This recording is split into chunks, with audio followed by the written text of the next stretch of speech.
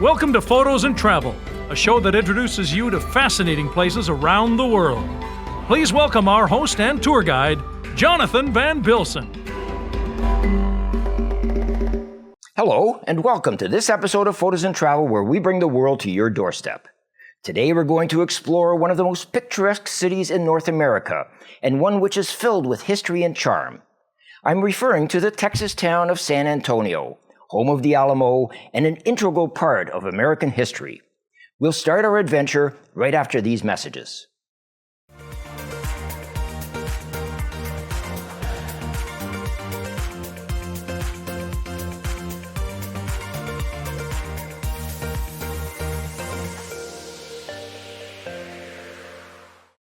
Planning your next travel destination is always fun, but don't forget to check with Travel Health Associates of Port Perry to learn what precautions are necessary for your destinations. Travel Health Associates of Port Perry is always ready to meet your travel needs. Deep in the heart of Texas lies a city which was founded as a Spanish mission and colonial outpost in 1718. The city became the first chartered settlement in present-day Texas in 1731. Everyone knows the story of Davy Crockett and the famous Battle of the Alamo, but let's begin by exploring this large metropolis of more than 1.5 million inhabitants. I stayed at the Menger Hotel, built in 1858 by German immigrant William Menger, as an expansion of his boarding house adjacent to his brewery. Immediately successful, a 40-room extension was started before the initial building was even complete, only 23 years after the fall of the Alamo next door. By the 1870s, the Menger was the best-known hotel in the Southwest. It was also San Antonio's most popular hotel throughout the 19th century. Notable guests have included Robert E. Lee, Dwight D. Eisenhower, and Mae West.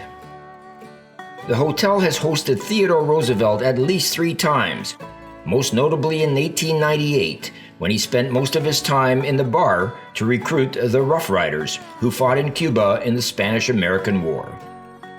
The Menger holds the unofficial title of the most haunted hotel in Texas.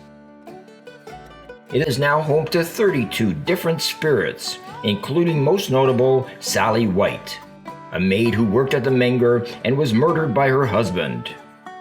Because the hotel covered the cost of her funeral, Sally roams the halls, tidying up as a thank you for the kindness shown. What I did not know was the place where she was murdered was directly outside my room. San Antonio seems to have more spirits roaming the halls of buildings than most other cities, so a ghost tour seemed in order. Ripley's Believe It or Not was as good a place to start as any, as they claim an actual spirit resides there. Of course, I don't believe in ghosts, so the noises I kept hearing were easily explained, I think. This is the San Fernando Cathedral, which we'll explore in detail a little later on. It is the oldest church in the Lone Star State, so it only makes sense that it might be one of the most haunted locations in all San Antonio. It is also the burying place of Davy Crockett, whose spirit can often be seen wandering aimlessly. It is said his face is sometimes visible on the wall beside the door.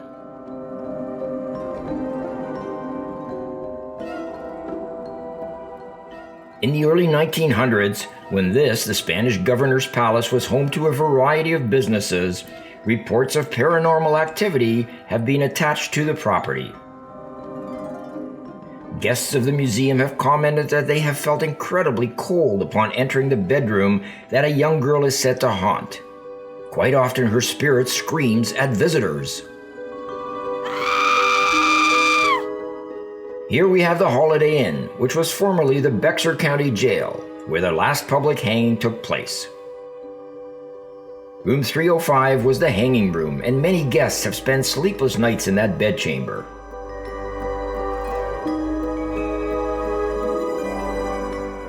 It was an extremely interesting night, and I was glad to return to my hotel.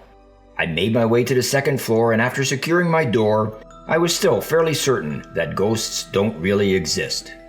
Or do they?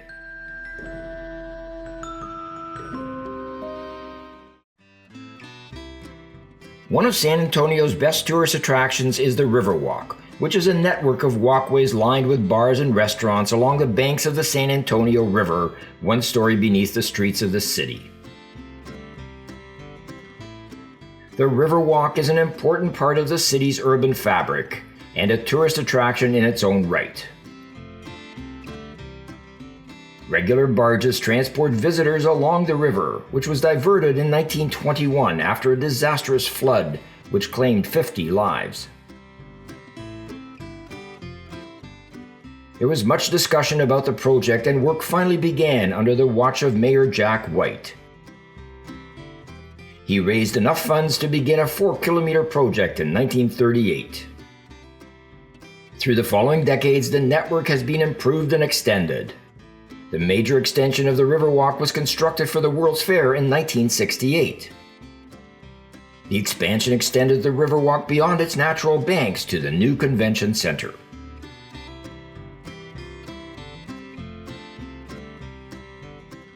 Major expansion began in 1988 when the Hilton was built, the first of many downtown hotels that leveraged their slice of urban riverfront.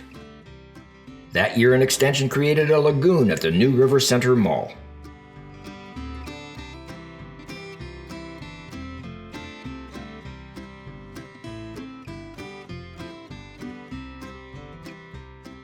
Many national chain restaurants have flourished, now taking up about a third of the commercial space. Talks are underway at City Hall about limiting their existence on the Riverwalk and keeping it distinctively local.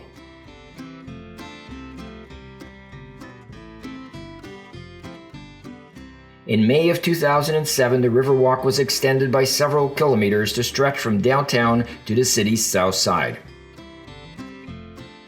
This addition is notable for its emphasis on ecological control and trail improvements to support hiking and biking.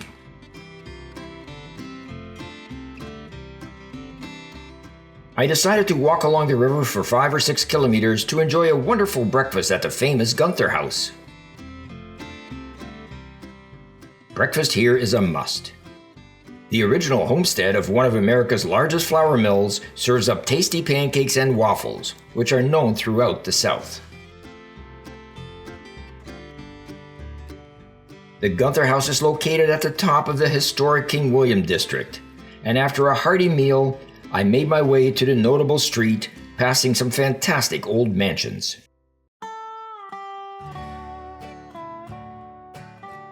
In the mid-19th century, a great many Germans had immigrated to Texas and began to settle in this area. It became known as Sauerkraut Bend to the rest of San Antonio.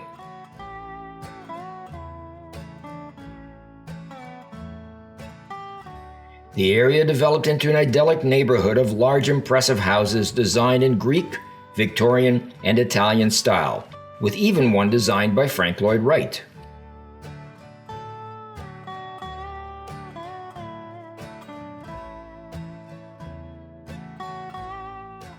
The main street of this neighborhood was given the name King William in honor of King Willem I, the King of Prussia in the 1870s. During World War I, when America was at war with Germany, the name was changed to Pershing Avenue. A few years after the war ended, the King William name was restored. An interest in preservation of the area was initiated, and it slowly became a fashionable and desirable place to live. In 1968, the King William neighborhood became San Antonio's first designated historic district.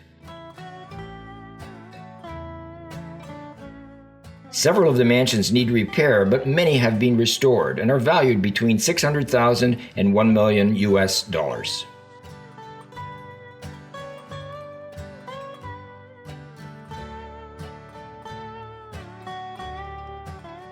The King William District is an extremely interesting area to walk and enjoy one of San Antonio's beautiful neighborhoods. You're never far from the river and the picturesqueness of its banks. I continued my walk along the river, returning to the city, stopping at the artist colony of La Velita, where I discovered some great treasures. Located on the southern bank of the famed San Antonio Riverwalk, La Valita now occupies one artsy square block in the heart of downtown San Antonio. The Artisan Village is listed on the U.S. government's National Register of Historic Places, featuring architectural styles that range from adobe structures to early Victorian and Texas vernacular limestone buildings. Today, La Valita is a treasured artisan and entrepreneur district with over 25 shops and galleries that showcase local handmade goods. The Mexican market is aptly named as most of the vendors are Mexican and sell souvenirs and clothes made in Mexico. Although it is more of a tourist haven, it is still fun to wander around and enjoy some of the tasty treats. You can easily get lost in the more than 100 neighborhood-owned businesses that provide a unique marketplace experience, including the famous Mi Tierra Cafe and Bakery, which is festooned with Christmas lights all year round. The strolling musicians play requests and certainly put you into a fun-loving spirit. The restaurant serves a huge selection of classic Tex-Mex dishes, and it's open 24 hours a day. Francesco Pizzizi opened a store at the market in the 1890s and rented space to other immigrants, including a Chinese family who opened a Chinese cafe, which offers Mexican pan dulce. My next stop was Hemisphere, the site of the 1968 World Fair, which was held in San Antonio.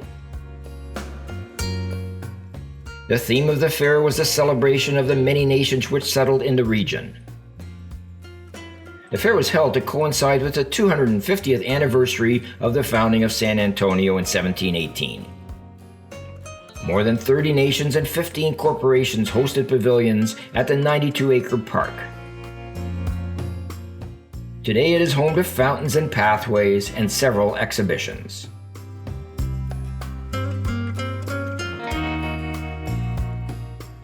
The opening of Hemisphere began on April 6, 1968, and was very controversial. It was to be opened at 9 a.m. with official ceremonies beginning at 10 in the new Convention Center arena. The opening was just 2 days after Martin Luther King Jr. was assassinated, and VIPs including U.S. First Lady Lady Bird Johnson, as well as Texas Governor John Connally, both received death threats. They were escorted around the site under very heavy security. Certainly not a great opening for a world exposition. The fairgrounds are also home to the second highest tower in the U.S., the Tower of the Americas, a 750-foot observation tower restaurant with stunning views. At one time, it was the highest tower in the U.S., but in 1996, it was surpassed by the Stratosphere Tower in Las Vegas. Located next to the Hemisphere Park is the Texas Cultural Center, dedicated to the early days of settlement in Texas by Europeans from many different countries. The center also includes a large outdoor exhibition which features numerous pioneer buildings incorporated into a pioneer village. Strolling through the various structures brings one's imagination back to the days when Davy Crockett and Jim Bowie resided in this area. The Institute of Texan Cultures, through its research, collections, exhibits, and programs, serves as a forum for the understanding and appreciation of Texas and Texans. The 17,000 square meter or 182,000 square foot complex has 6,000 square meters of interactive exhibits and displays. The library on the third floor contains manuscripts, rare books, personal papers, over 3 million historical photos, as well as over 700 oral histories about individuals, families, important events, or everyday life. It consists of audio tapes, videotapes, or transcriptions of interviews. San Antonio is certainly a city worth visiting, not only because of its picturesque Riverwalk or scary haunted history, but also because of its Spanish influence and battles with Mexico. When we come back, we'll take a journey back in time and explore the history of San Antonio and visit the beautiful missions, including the Alamo.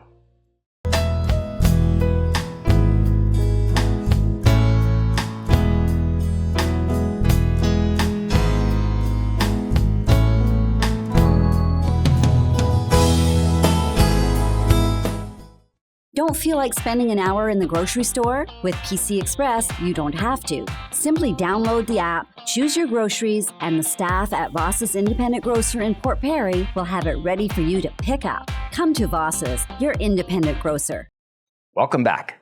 As I mentioned, San Antonio is rich in history, dating back to the days of the original Spanish settlement and its wars with Mexico.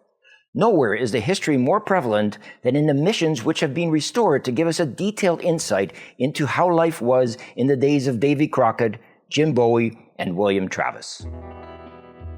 Mission Concepcion was established in 1716 and was originally meant to be a base for converting the local Hasinai people to Catholicism.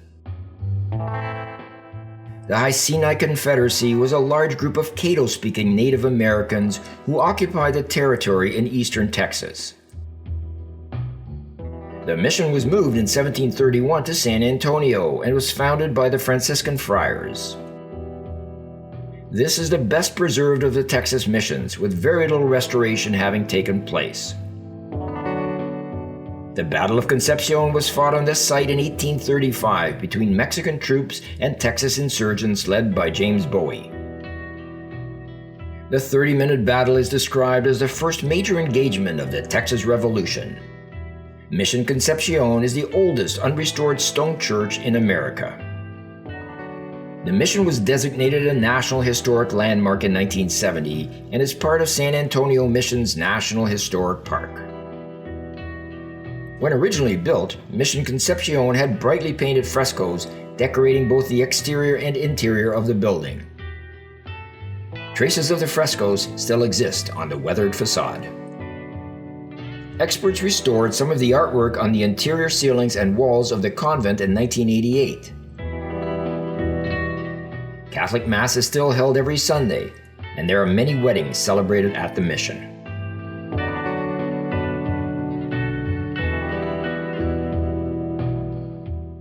One of the more predominant streets in San Antonio is Houston Street, which is actually pronounced Houston Street.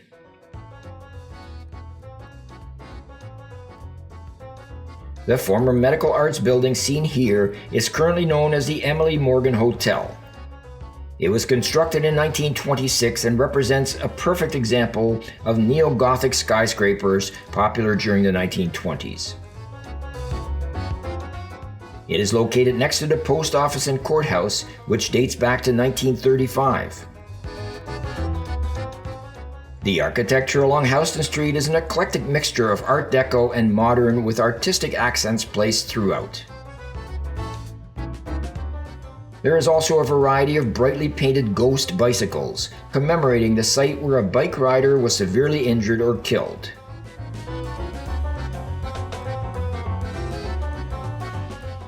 Toscana Restaurant and Bar is one of the more than 4,500 eateries in San Antonio and specializes in Italian cuisine. It is located next to the famous Majestic Theater, San Antonio's oldest and largest atmospheric theater. It seats nearly 2,300 people and was built in 1929. It is still in use today.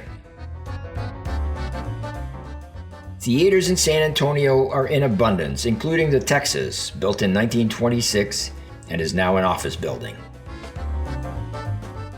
The Aztec Theater was also built in 1926 and is still in use today. It is listed in Patricia Schultz's travel book, 1,000 Places to See Before You Die. Houston Street is a great example of San Antonio's colorful art and unique architecture, and is not to be missed. My next stop was the Mission of San Juan Capistrano, which was founded in 1731 by Spanish Catholics of the Franciscan Order, and is located on the eastern bank of the San Antonio River. The settlement, part of the chain of Spanish missions, was named for a 15th century warrior priest who resided in the Abruzzo region of Italy. The first primitive chapel was built out of brush and mud, and eventually a bell tower, complete with bells, was incorporated into the structure.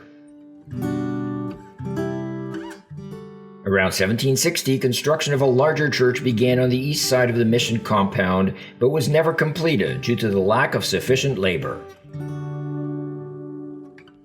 Mission San Juan did not prosper to the same extent as the other San Antonio missions. Lands allotted to it were not sufficient to plant the mass quantities of crops or breed large numbers of horses and cattle required to sustain it.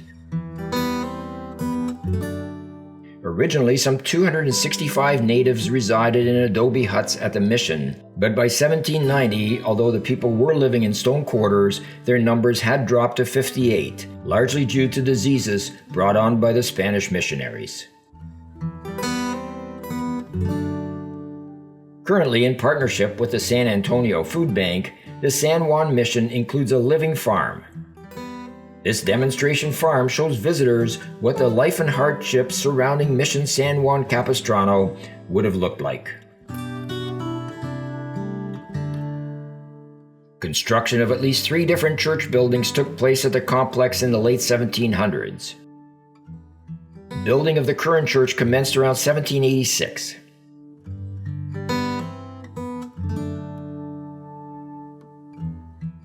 The mission was essentially abandoned from 1820 to 1840, but a revival of Catholic institutions in Texas saw it once again in use. By the early 1900s, regular worship was briefly restored, but in 1907 the mission was abandoned again for several years. Missionaries of the Immaculate Heart of Mary began reconstruction of the chapel, and during the 1960s, the chapel, priests' quarters, and other structures were rebuilt.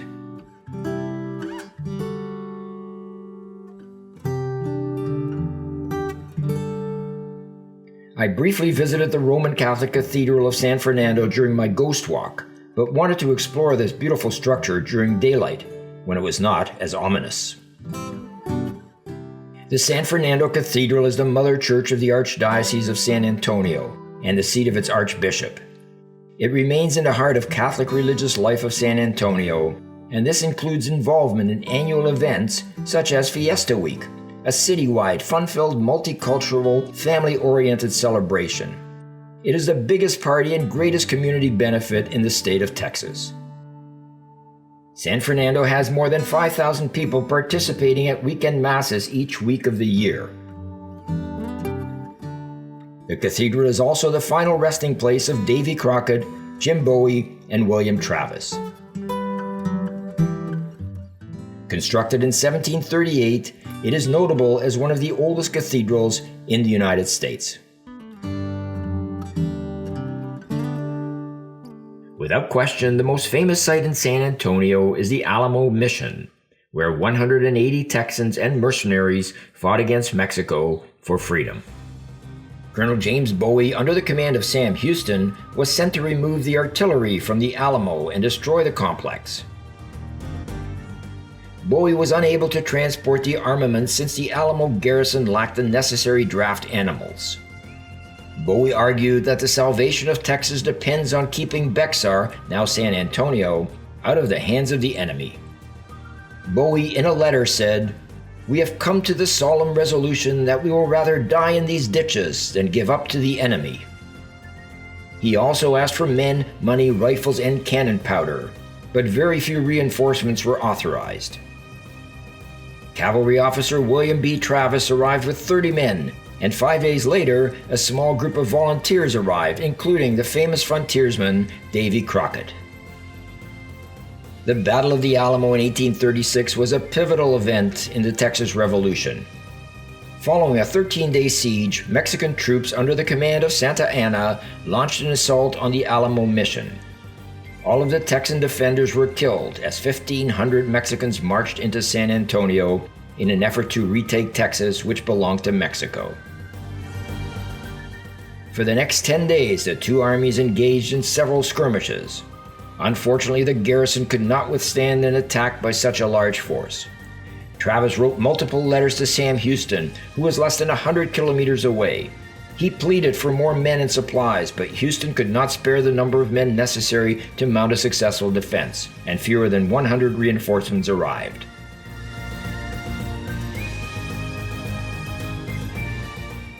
The Alamo Mission is now a tourist site, with most of its casualties buried beneath the road in front. A fitting memory to a tragic battle, which makes the Alamo Mission well worth the visit.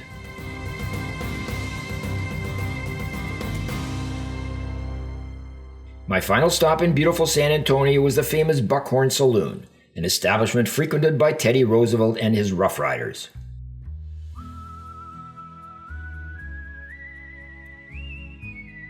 The Buckhorn Saloon and Museum began as a private collection of Albert Friedrich in 1881.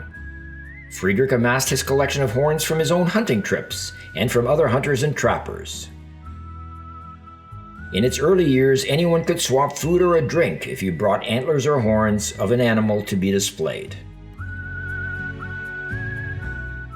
The collection became known as the Buckhorn Hall of Horns.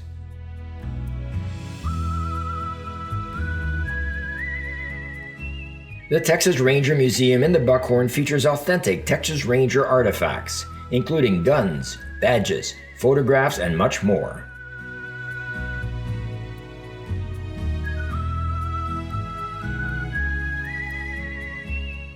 The museum also features Ranger Town, which is a recreation of San Antonio at the turn of the century, and includes a replica of a saloon, a jail cell, a blacksmith shop, and a reproduction of the 1934 Ford V8, which was the famous Bonnie and Clyde getaway car.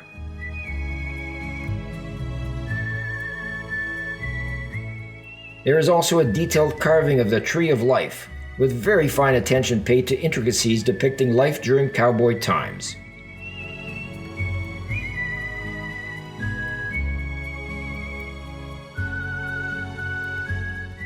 Although most of the memorabilia is from the Old West, Friedrich was not particular as to the origin of his artifacts and would accept almost every offering made. The Buckhorn Museum features wildlife from all over the world, including fish from the 7 seas, animals from every continent, and strange animal oddities. The exhibit halls are comprised of over 520 species of wildlife, many of which are record holders today. For over 131 years, the Buckhorn Saloon has been known as a gathering place for good conversation, great food, and spectacular exhibits. Today, the saloon houses a cafe, a gift shop, a shooting gallery, and 2 museums. Open until 11 p.m., it is a great place to enjoy a fine meal and some interesting conversation, and perhaps even meet a cowboy. There are many places in the world worthy of a visit, and sometimes just visiting a city can be an adventure unto itself. I'm really glad we had this opportunity to explore the old Texas town of San Antonio and discover its Riverwalk, its old mansions, and very rich history. For photosNtravel, I'm Jonathan Van Bilsen. It's been my pleasure to be your tour guide today, and I look forward to seeing you next time. If you like this program, please click the subscribe button and you'll never miss an episode.